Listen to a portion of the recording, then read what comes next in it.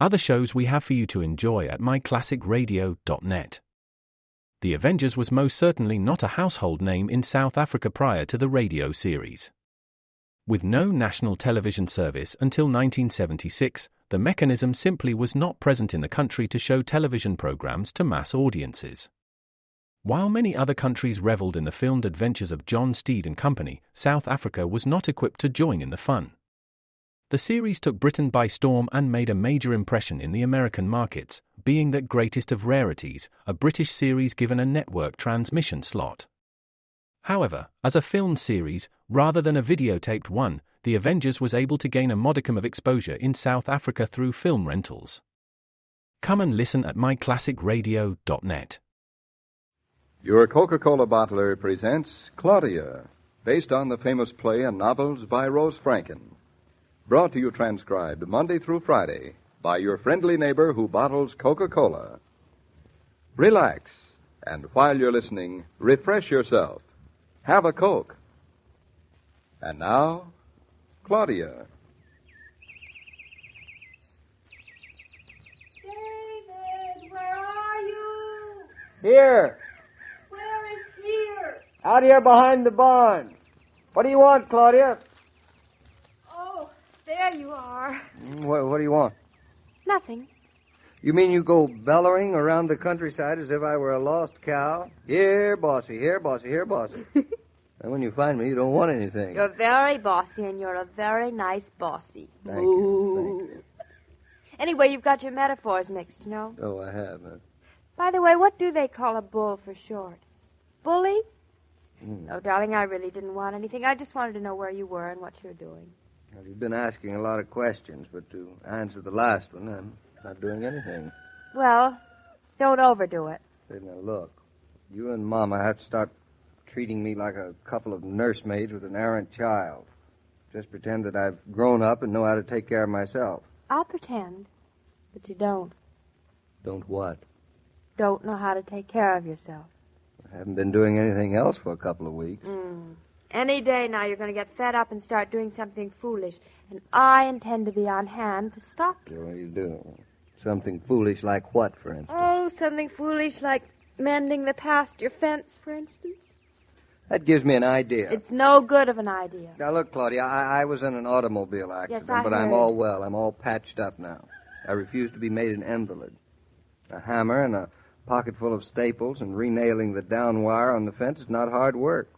And I am going to do it, no matter what you say. I won't say anything, I'll bet. but I think it's foolish. Oh, you think it's foolish? Tell me one reason why you think it's foolish. Let me see. Because the wire doesn't need nailing up. And have our cows... Cow, singular, and yet to be. I stand corrected. And have our singular cow wandering all over the countryside? No, sirree. You were with me yesterday when we walked out here and looked at the places the wire is down. You looked at the wire, darling, but I looked at the look in your eye. And what? And I told Fritz to mend the fence. He fixed it yesterday afternoon. I wish that Bobby could walk. You've done it. Done what?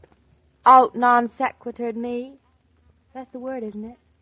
You're always saying that I say things that don't hang together and follow and make sense. There is absolutely no connection between fixing a fence and Bobby walking. That's what you think.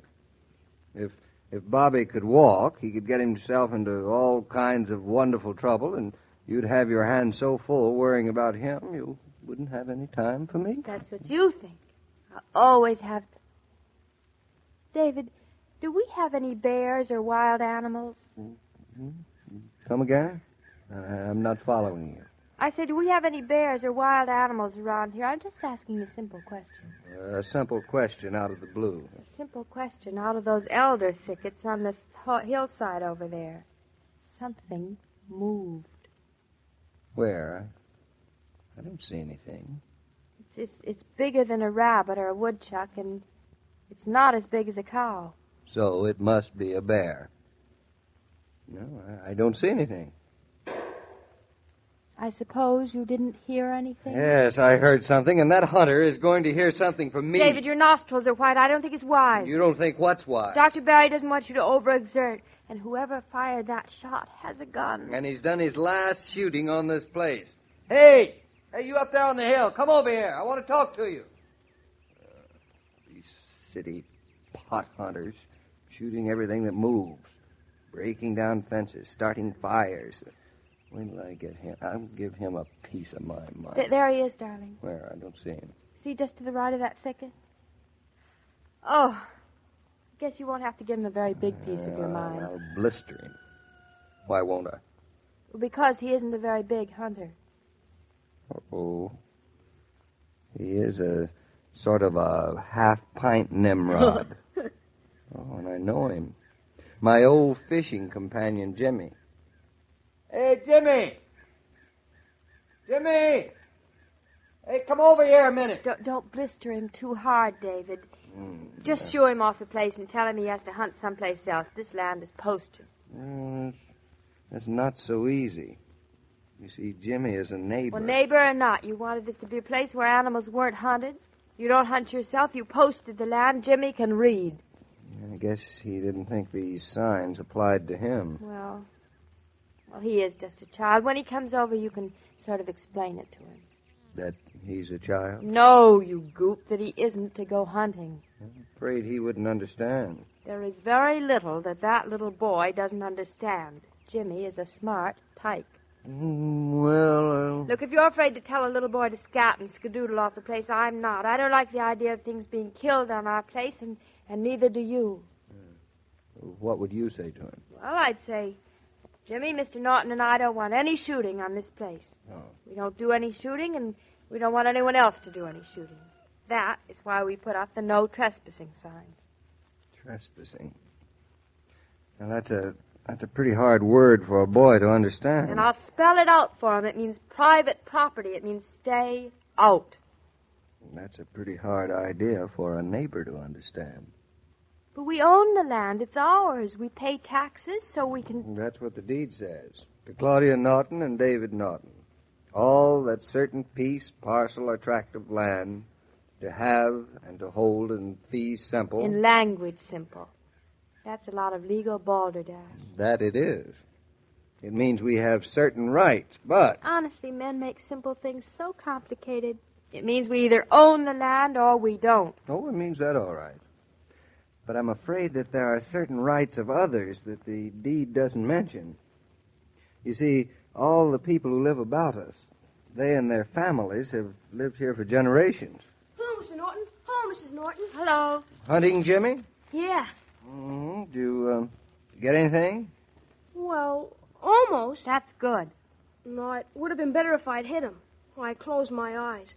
I guess I got a bad habit of closing my eyes. I didn't exactly mean that when I said that's good. I meant What that Mrs. Norton meant, Jimmy, was that it must have been a pretty good shot to almost get him, but you didn't get him.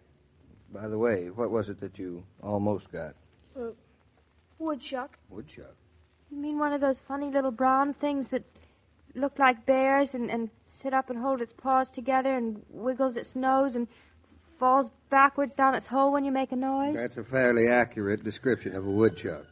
You really wanted to kill it, Jimmy? Woodchucks is bad, Mrs. Norton. Little brown things like that? Sure are. They raise all heck with new-seeded fields.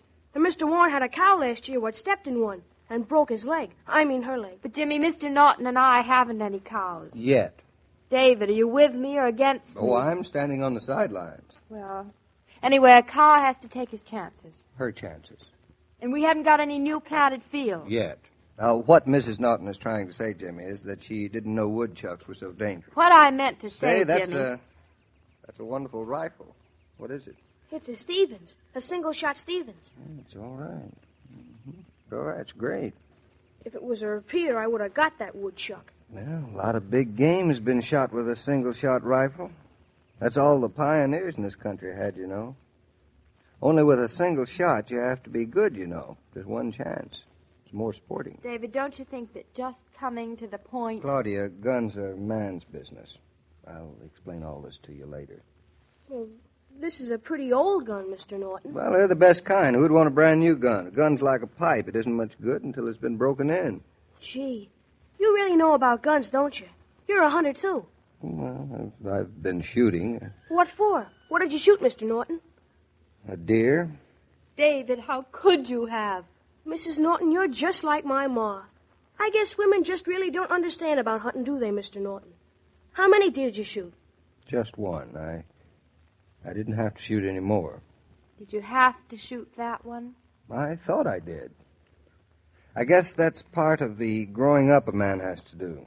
Gee, did you ever shoot any really big game, Mr. Norton? No. Well, come to think of it, I guess I have. What kind? Biggest kind there is, I guess. Gee, that must have been sport. No, it wasn't sport. But it had to be done. They were sort of dangerous. There ain't that kind of hunting around here. No. I had to take a pretty long trip, and it took us quite a while. We were a long time coming back. Those of us who did come back. Gosh, I'd like to go on a real hunting trip like that. I hope you never have to, Jimmy. I hope you do all the hunting of your life on the fields and hills of Eastbrook. David, it isn't necessary. Sometimes it's very necessary, too. There was a group of farmers who left their fields one summer afternoon and marched toward Concord. They took their hunting rifles with them. But men don't have to kill. There must be better ways. There are. And someday all men may use them, but until they do... Look, this country has never fought an unjust war, and has never lost one.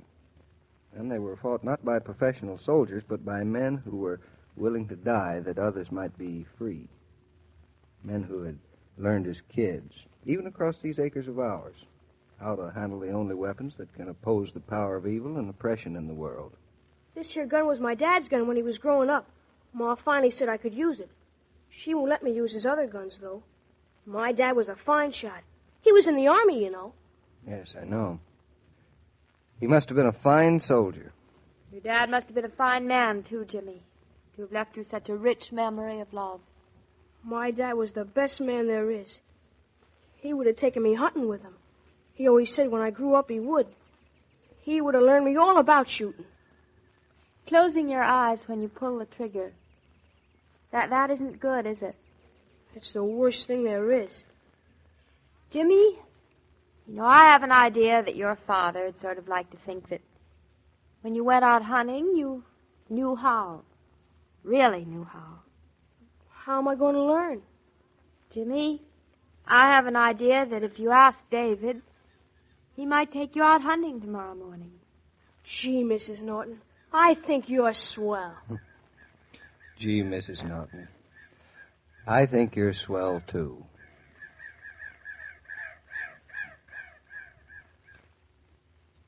When you snatch a few minutes during housework to listen to the radio, you can make those minutes even more enjoyable. Go to the refrigerator, get an ice-cold bottle of Coca-Cola, and refresh while you listen. Keep Coke on hand, and you can always listen refreshed. Hi, Mr. King. Hiya, Jimmy. Hey, it wouldn't be that I saw you carrying that rifle across the Norton's fields. They just posted their land, you know. Oh, that doesn't apply to neighbors. The Nortons ain't like city folks or summer people. There's a difference? Sure is. The Nortons belong. They're, Neighbors? That's a nice distinction. And I think I get it.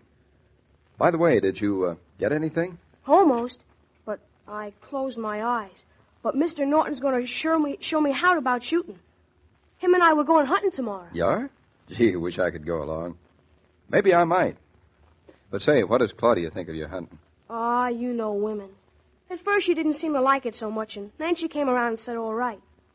Women aren't so bad underneath, and next to my ma, I guess Mrs. Norton's better than most. A very profound observation, Jimmy. Well, I'll be seeing you, maybe tomorrow. Now, as I was about to say, every day, Monday through Friday, Claudia comes to you transcribed with the best wishes of your friendly neighbor who bottles Coca-Cola. So listen again tomorrow at the same time. And now this is Joe King saying au revoir. And remember, whoever you are, whatever you do, wherever you may be, when you think of refreshment, think of Coca-Cola. For Coca-Cola makes any pause the pause that refreshes. And ice-cold Coca-Cola is everywhere. This broadcast of Claudia was supervised and directed by William Brown Maloney. And now here's a word from your friendly neighbor who bottles Coca-Cola.